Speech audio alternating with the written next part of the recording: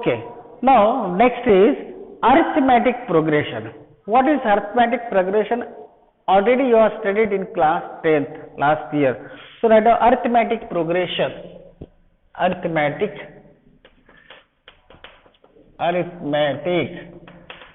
progression, ठीक है ना, अरिथमेटिक प्रोग्रेशन. अभी प्रोग्रेशन जिस सीक्वेंस में कुछ बढ़ रहा है, असेंडिंग ऑर्डर में, डिसेंडिंग रहता है, इस टाइप के जो आपका सीक्वेंस होता है, that is called progression. Okay, वो तो प्रोग्रेशन. सो एक सीक्वेंस ले लो, जैसे A1, A2, A3, A4 dash dash dash up to last term आपका AN है suppose. Is called arithmetic progression. Is called arithmetic progression. इसको हम ये जो सीक्वेंस दिया है इसको अरिथमेटिक प्रोग्रेशन हम कह सकते हैं. कब कह सकते हैं? और अरिथमेटिक सीक्वेंस भी बोल सकते हैं. और अरिथमेटिक सीक्वेंस कब कह सकते हैं? अरिथमेटिक सीक्वेंस अगर सेकंड जो टर्म है ये कब पहले टर्म में एक कॉमन डिफरेंस d मिला है तो ये मिलेगा, A2 में d मिला है तो A3 मिलेगा, A3 में d मिला है तो A4 मिलेगा. मीन्स कॉन्जिक्यूटिव कोई भी दो टर्म्स का जो डिफरेंस होता है वो कांस्टेंट होता है, एक जैसा होता है.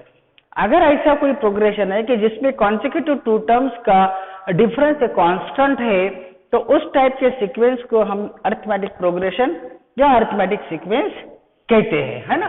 सो an+1 मीन्स जैसे अभी ये चौथा टर्म है, A4 चौथा टर्म, वो क्या होगा? A3 में d मिलाया, उसके पहले का टर्म में d मिला दिया तो A4 होना चाहिए. जैसे A5 टर्म है, A4 में d मिलाओ तो A5 मिलना चाहिए.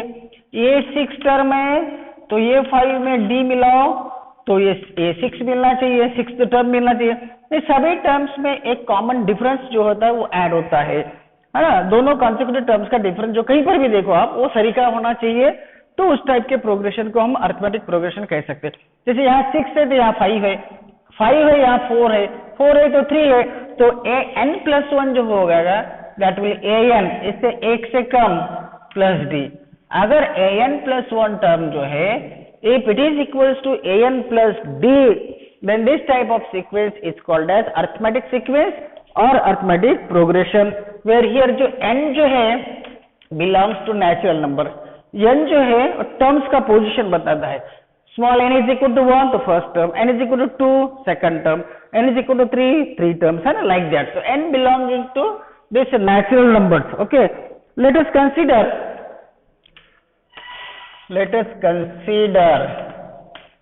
an arithmetic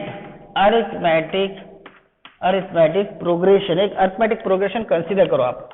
अरिथमेटिक प्रोग्रेशन कैसा? एक पहला टर्म लेता हूं मैं a, ठीक है, उसमें d मिलाओ, दूसरा मिलेगा a+d, फिर a+2d हो जाएगा थर्ड टर्म, फिर a+3d हो जाएगा, a+4d हो जाएगा. तो यहाँ पे देखो 1 2 3, ये तीसरा टर्म है तो यहाँ पे 2 आता है, चौथा टर्म है तो यहाँ पे 4 - 1 3d आ गया, पांचवा टर्म है तो 5 - 1 4d आ गया. तो nth टर्म क्या होगा बताइए?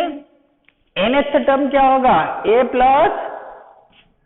प्लस बताइए nth टर्म n, हाँ very good, n-1 into D आपका ये nth टर्म हो जाएगा. इसलिए हम यहाँ पर nth टर्म जो ऐसा भी लिखते, therefore an means nth term जो होगा इसका that is equals to a plus n-1 into D. So this is an of arithmetic progression, nth term, है ना. Here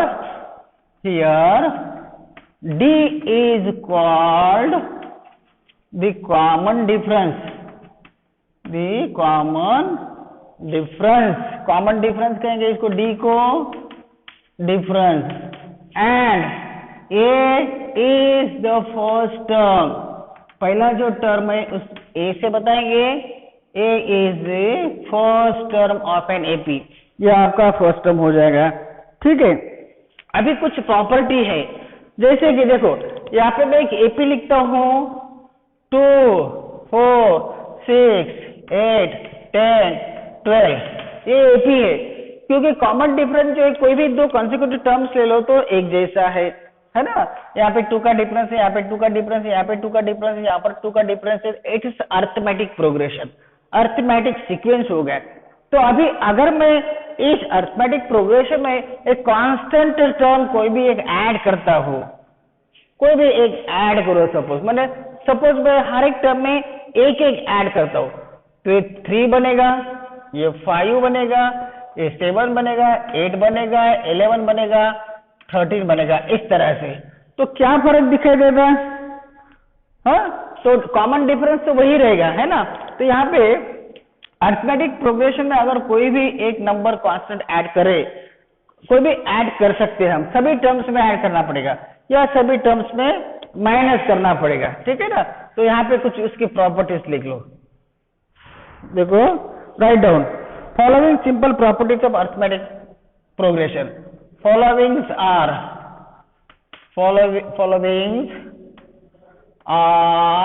some important properties of arithmetic progression, arithmetic progression की properties। Number 1 देखो, if a constant is added to each term, if a constant, जैसा कि मैंने 2 को add किया था, is added to each term, हर एक एपी के हर टर्म में एक ही नंबर ऐड करो, each term of an AP,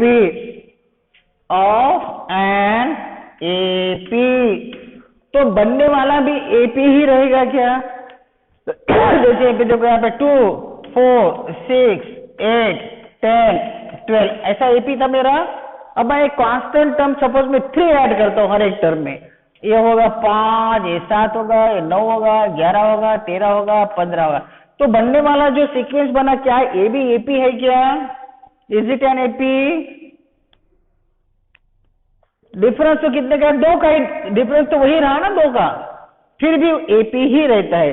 तो अगर आपने कोई भी कांस्टेंट टर्म ऐड किया एपी में, पहले दिए हुए एपी में, तो बनने वाला रिजल्टिंग जो प्रोग्रेशन होता है वो भी एपी ही रहता है, या सब्ट्रैक्ट किया तो भी एपी ही रहेगा। Okay, added to each term of an AP, the resulting sequence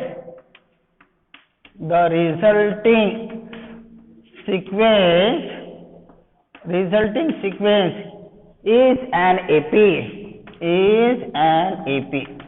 तो वो भी AP ही रहता है। सेकंड, अगर हमने सब्ट्रैक्ट किया, जैसे कि 3 6 9 12 15, AP है, कॉमन डिफरेंस यहाँ पर 3 का है, 1 सब्ट्रैक्ट करता हूं मैं, 2 5 8 11 14, तो भी एपी है। कितने का डिफरेंस है? 3 का ही डिफरेंस है, फिर भी वो एपी ही रहता है। अगर मैं कांस्टेंट टर्म सब्ट्रैक्ट भी करता हूँ एपी में से, तो भी बनने वाला जो रिजल्टिंग प्रोग्रेशन रहेगा वो एपी ही रहता है।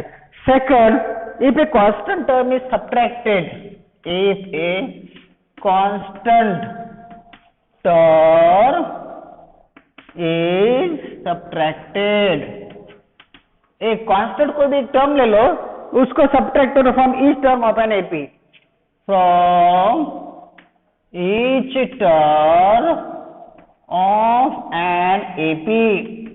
हाँ, एक कोई तो भी कांस्टेंट टर्म ऐड करो, the resulting sequence is also, the resulting sequence is also an AP, फिर भी वो AP ही रहता है। अच्छा, अगर मल्टीप्लाई करता हूं तो मैं देखो क्या फर्क पड़ता है, AP है आपका, इसको मैं चलो मैं 3 से मल्टीप्लाई करता हूं हर एक टर्म को, ये 9 बनेगा, 18 बनेगा, है ना, 27 बनेगा, 36 बनेगा, 45 बनेगा। अब देखो कॉमन डिफरेंस सेम है क्या? 9 का डिफरेंस है, यहाँ पे 9 का डिफरेंस है, यहाँ पर 9 का डिफरेंस, यहाँ पर भी 9 का डिफरेंस है, तो फिर भी एपी ही रहता है। इसका मतलब दिए हुए एपी को अगर हम कांस्टेंट किसी टर्म से मल्टीप्लाई करते हैं हर एक टर्म को, तो भी बनने वाला जो रिजल्टिंग प्रोग्रेशन होगा वो एपी ही रहता है। तो number 3,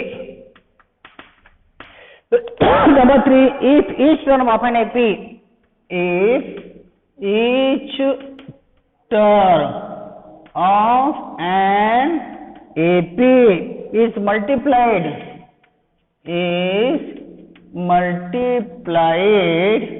by a constant term, constant term से अगर हम मल्टीप्लाई करते हैं, then the resulting sequence is also an AP, then दिख रहा है आपको, then the resulting sequence is an AP, तो AP ही रहता है। ठीक है, नंबर 4 डिवाइड करके देखते हैं हम, चलो हम 3 से डिवाइड करते हैं, इसको नॉन जीरो नंबर से करना चाहिए।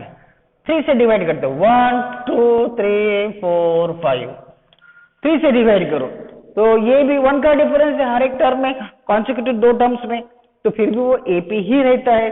तो we can divide by a constant term also to each term of an AP, resulting will also be an AP. Okay, so if each term of an AP, if each term of an AP is divided by non-zero constant, is divided by a non-zero, zero से नहीं divide करना है, हाँ, non-zero constant term, then resulting is also an AP, then the resulting sequence is an AP। तो ठीक है, ये आपको 4 प्रॉपर्टीज याद रखना है। आप किसी कांस्टेंट टर्म ऐड करो, सब्ट्रैक्ट करो, मल्टीप्लाई करो या डिवाइड करो हर एक टर्म को, एपी में कोई भी फर्क पड़ने वाला नहीं है, वो एपी ही रहेगा। सो these are the properties। Okay, हाँ, अभी हमने देखा था जैसे कि यहाँ पे देखिए a plus 2d, a plus 3d, a plus 4d and so on, plus a plus n minus 1 into d, last term an, है लास्ट टर्म है। तो ये लास्ट टर्म जो है an हम l से भी बता सकते हैं। लास्ट टर्म अगर मैं l से बता दूं और ये फर्स्ट टर्म a से, यहाँ पे फर्स्ट टर्म a से बता दिया, लास्ट टर्म जो है दैट इज an, उसको l से बता दिया, ठीक है ना। तो यहाँ पर actually l is equal to क्या, last term l is equal to an है, a plus n minus 1 into d है, ये ना last term, l last term जो भी रहेगा आपका last term, so an last term a plus n minus 1 into d. तो यहाँ पर इसकी समेशन क्या होगी, अगर देन a प्लस सीरीज ले लो, उसका सीरीज a प्लस 2d लिखा गया यहाँ पे, a plus d, a plus 2d, इस तरह से ये थर्ड टर्म। तो यहाँ पर देखो a plus d second, first, plus a plus 2d third, a plus 3d plus and so on, plus a plus n minus 1 into D. इसकी जो एडिशन होगी इस सीरीज की, AP जो था उसका हमने सीरीज बना लिया, उसकी एडिशन क्या होती है, इसका समेशन s से अगर मैं बता दूं तो s equal to, s means sum of the all terms, तो s इक्वल टू क्या होता है, n/2 in bracket first term plus last term, ऐसा होता है n/2। n means number of terms कितने हैं उस AP में, एक तो ये फॉर्मूला है, या तो हम ऐसा भी लिखते हैं n/2 in bracket a plus what is l, l is a plus n minus 1 into d, this is, इसको ऐसा भी कर सकते हैं n/2 in bracket a plus a n nthवा टर्म फर्स्ट टर्म प्लस nthवा टर्म लास्ट टर्म जो भी होगा, इधर n/2 करो, 10वां टर्म ले रहे हैं। अगर आप शुरू के 10 टर्म की एडिशन निकाल रहे हैं तो 10/2 फर्स्ट टर्म प्लस 10वां टर्म, ये 10वां टर्म है। a मीन्स वो टर्म है 10वां, n मीन्स वो कितवा है, वो n की वैल्यू 5वां है कि 6वां है वो n की वैल्यू आएगी। an मीन्स वो टर्म कौन सा है, 5वां या 6वां, इसको आपको याद रखना है, ठीक है। तो यहाँ पर अब replace this an by this a plus n minus 1 in d, तो फॉर्मूला हमारा ये भी बनता है n/2 in bracket this is twice a plus a plus n minus 1 into d। तो ये भी हमारा फॉर्मूला है सम के लिए, sum of the terms all terms of N AP। So ये फॉर्मूला आप सम के याद रखो। ऐसे इक्वल अगर आपको फर्स्ट टर्म दिया लास्ट टर्म दिया है और वो लास्ट टर्म कितवा है वो अगर दिया है तो sum is equal to n/2 in bracket first term plus last term, एक फॉर्मूला। या इस L को हम ऐसा भी लिख सकते हैं n/2 in bracket a plus an, ऐसा भी लिख सकते हैं। या इस an को अगर हम रिप्लेस करते a plus n minus 1 into d, तो we get the formula is equal to n/2 in bracket 2a plus n minus 1 into d। तो आप कोई भी फॉर्मूला यहाँ से सम का यूज कर सकते हैं, ठीक है। वो डिपेंड करेगा कि आपको उसने क्या दिया है, सिंपली लास्ट टर्म दिया है, अगर कॉमन डिफरेंस दिया है तो क्या यूज करना है फॉर्मूला, उस पर डिपेंड करेगा वो, ठीक है ना। हाँ अभी देखो एक क्वेश्चन ले लेते हम, आप कर लो। Find question, find the sum of find the sum of odd integers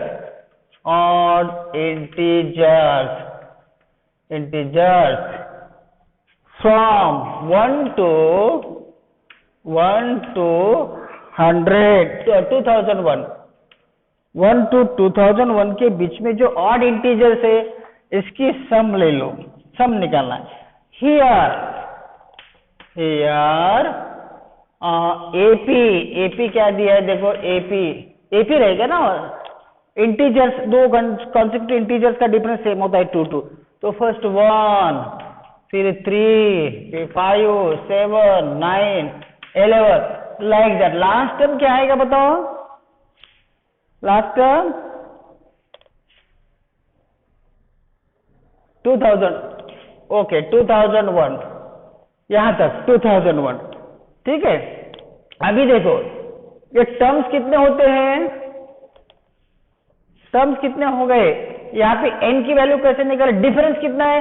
here first term is equal to 1 है, राइट, फर्स्ट टर्म 1 है। कॉमन डिफरेंस ये कितना है, 2 का है, राइट, कॉमन डिफरेंस 2 का है ना। अच्छा an जो है लास्ट टर्म वो दिया है उसने, an कौन सा है 2001 an है आपका। अभी यहां से हमको n निकालना है कि ये कितवा टर्म है, ये कितवा टर्म है n की वैल्यू। We know that an equals to a plus n minus 1 into d होता है ना। तो an तो दिया है 2001 दिया उसने, equal to a means first term 1 दिया है plus n minus 1 into d 2 दिया है। कितना होता है देखो, तो करो आप, एक 1 को इधर ट्रांसफर करो तो 2000 हो जाएगा, ये equal to n minus 1 into ये d हो जाएगा, ये d से डिवाइड करो तो n माइनस 1 इक्वल टू 1000 आ जाएगा। 2 से डिवाइड करो तो 2000 को 2 से 1000, therefore n is equal to 1000 plus 1, therefore n is equal to 1001। तो 1001 टर्म्स है, वो 1001वां टर्म है ये, है ना, 1001वां वो टर्म है, ठीक है। n की वैल्यू पता होगी तो यहाँ पर देखो a इज इक्वल टू 1 है, d इज इक्वल टू 2 है, n इज इक्वल टू 1001 है। क्या निकाले, find the sum of the odd integers, sum निकालो। डायरेक्ट भी फार्मूला हम लास्ट टाइम दिया तो ये भी फार्मूला यूज कर सकते, अभी n की वैल्यू भी मालूम है, there sum of all terms of N AP equals to n/2 in bracket a plus last term, So n, this is n is 1001 upon 2 in bracket, first term is 1, last term is 2001, right? 2001 is the last term. So therefore we get here 1001 into 2002, 2001 plus 1 upon 2. So this will be 1001 into 1001. ये 2 under 2 1001. कितना आता रे? निकालो तो, निकालो कितना आता है तो।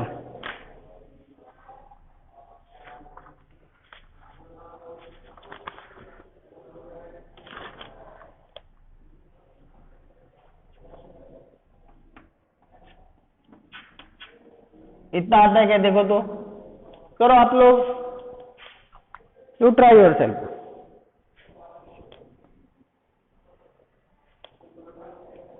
आता है क्या? हाँ, ओके। तो this is the sum of all the terms of this AP, ये उसकी सम हो जाएगी। उसके बाद में देखो सेकंड क्वेश्चन देखते हैं। सेकंड देखो, next question, find the sum of all natural numbers lying between, find the sum of all natural numbers, natural numbers, सभी natural numbers के सम निकालना है। lying between, lying between किसके बीच में है? 100 से 1000, 100 to 1000, इसके बीच में जितने भी नेचुरल नंबर्स होंगे उसके सम लिखना है आपको, ठीक है ना? 1000 which are multiple of 5, which are multiple of 5, जो कि 5 की मल्टीपल होगी। तो पहले तो एपी लोगों, यहां पर एपी कौन सा था? Here AP is solution, here AP is, हाँ बताओ फर्स्ट टर्म कौन सा आएगा? which will be the first term, जो 5 का मल्टीपल होगा 100। बिटवीन बोलो ना उससे, between, natural number lying between, between 100 to 1000, हाँ तो कौन सा होगा? 100 लेना पड़ेगा क्या? 100 लेना पड़ेगा, 100 लेना पड़ेगा क्या? लेना पड़ेगा 100, बिटवीन, बिटवीन बोला उसके दरमियान, बीच में। तो देखो ये होगा 105, 110, 115, 120, इस तरह से। लास्ट कौन सा होगा भी बताओ? लास्ट 995 होगा। हेलो, हाँ 1000 लेना है क्या? देखते हम बिटवीन करते रहे, बिटवीन में दोनों के बीच में क्या अंदर के। हाँ अभी देखो हियर क्या निकालने के लिए बोला? Which are multiple of 5, find the sum, sum निकालना है। So here a is equals to 105, difference कितने का? देखो कॉमन डिफरेंस 5 का है। 110 माइनस 105, कॉन्सिक्यूटिव दो टर्म्स में से सब्ट्रैक्शन करो, डिफरेंस इज 5 का, 5 है। अभी हमको an जो है लास्ट टर्म 995 आता है, ये वाला आता है an, तो हमको n निकालना है। ये कितवा टर्म है? कितवा टर्म है? n निकालना है। Now an equals to a plus n minus 1 into d। an means 995 equal a is 105 plus n minus 1 into d means 5। इस तरह से लिखो उसको, ठीक है ना?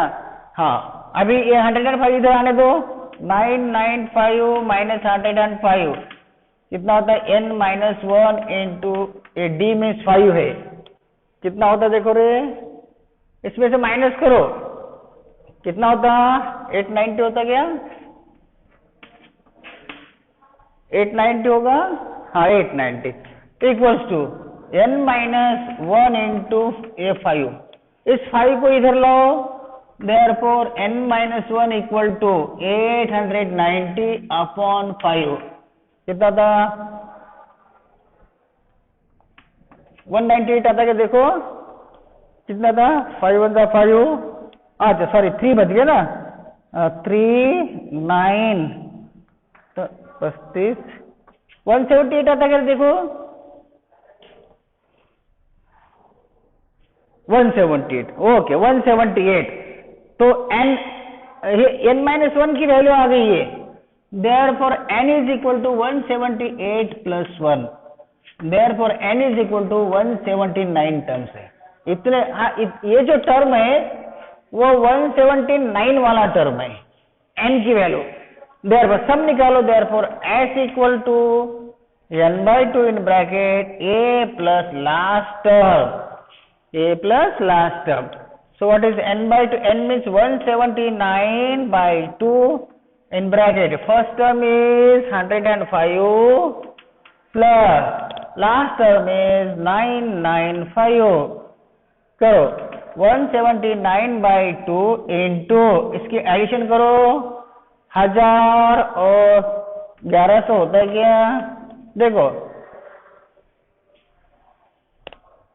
करेक्ट है हाँ तो ये होगा 179 इंटू 1100 को 2 से डिवाइड करो 550 हाँ करो कितना आता है बताओ मुझे आंसर 179 इंटू 550 179 इंटू 550 पहले तो 070 बोला 5 9 45 4 35,000 39 3 8 ठीक है 5 9 8 5 14 98450 आता क्या देखो आता है ना 98450 98450 सो this is the correct answer है ना तो बिटवीन बोला तो ये वाले नंबर्स लेना है आपको हाँ 100 का आगे का 5 का मल्टीपल और 1000 के पहले का ठीक है याद रखोगे अच्छा और नेक्स्ट दूसरा क्वेश्चन देखते चलो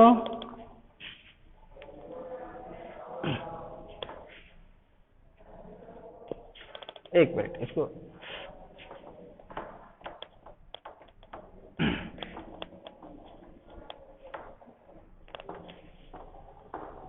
ओके चलो next question in an AP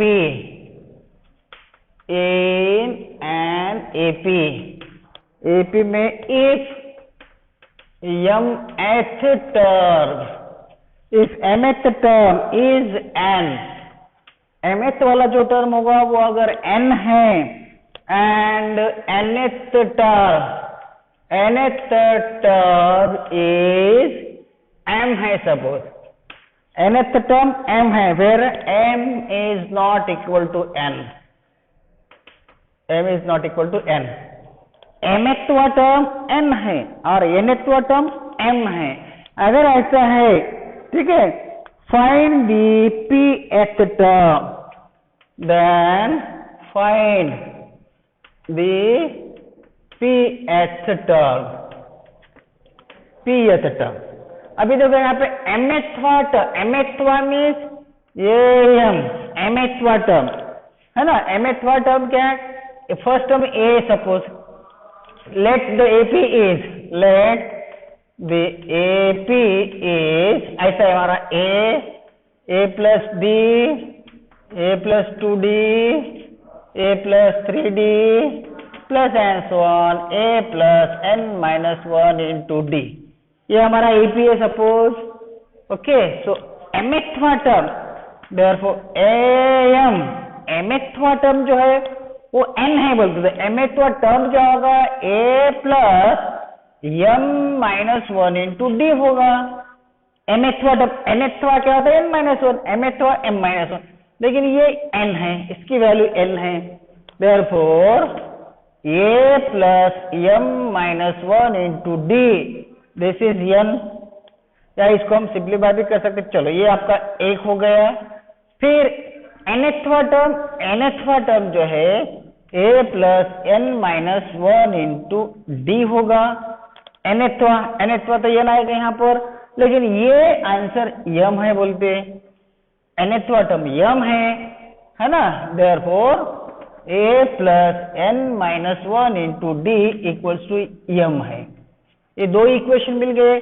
आपको क्या निकलना, pthवा टर्म, a p निकलना, a pthवा टर्म, find pth term means ap, pth term means ap, so a plus p minus 1 into d ये निकलना है। तो हम क्या करेंगे, ये इक्वेशन नंबर 1 और 2 का यूज करो, हमको d चाहिए, d चाहिए और a चाहिए, तो निकालो, दोनों को सॉल्व करो आपस में, a और d निकालना है, a और d निकालो, क्या होगा देखो आप बताओ।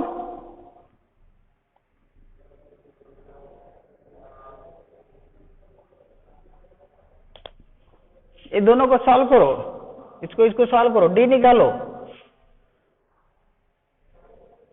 ये देखो ये क्या होगा, a plus m d minus d equal to n होगा, है ना।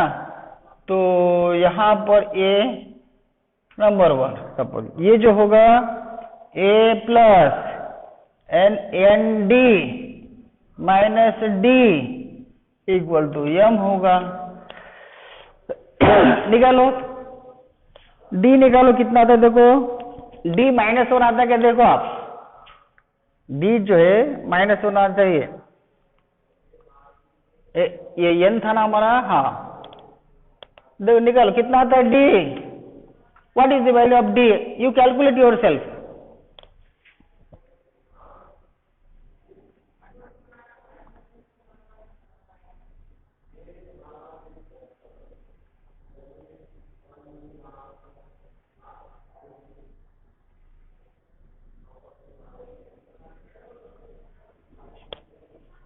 मिलता है कह रहे हैं, मिलेगा क्या, ओके चलो मैं इसमें से इसको सब्ट्रैक्ट करता हूं। इक्वेशन नंबर 1 माइनस 2 करो, लेफ्ट हैंड साइड माइनस करो, क्या मिलेगा, a plus m minus 1 into d और माइनस ये लेफ्ट हैंड साइड, ये माइनस, तो ये a बनेगा और माइनस n माइनस 1 इंटू ये डी बनेगा। नंबर 1 की left hand side minus number 2 के left hand side equal to इधर मिलेगा n माइनस m मिलेगा, दिख रहा है आपको, देखो ऐसा बनेगा। यहाँ पे a कैंसिल हो गया, राइट, a कैंसिल हो गया, हाँ अब यहाँ पे क्या आएगा, एम डी माइनस डी, ये माइनस एन डी और ये माइनस, ये प्लस डी, माइनस ये माइनस डी, ये माइनस और है plus d equal to n minus m बनेगा, राइट, ये प्लस डी, ये डी कैंसिल करो, तो m d minus n d रहा equal to n minus m रहा, राइट। तो यहाँ पर डी को कॉमन ले लो, m minus n equal to, इसमें से माइनस बाहर ले लो, तो इसको भी एम माइनस एन लिखता हूँ ऐसा। देखो d इक्वल्स टू क्या होगा, d equals to a minus m minus n upon m minus n होगा, ये ब्रैकेट सेम है। आंसर कितना आ रहा है, माइनस 1 आ रहा है, d इक्वल्स टू, समझ में आ गया देखो, हाँ तो इस तरह से आपको d निकालना है। d माइनस 1 हो गया, अभी ये निकालो, ये निकालो, ये क्या आता है देखो, ए क्या आता है निकालो आप, ए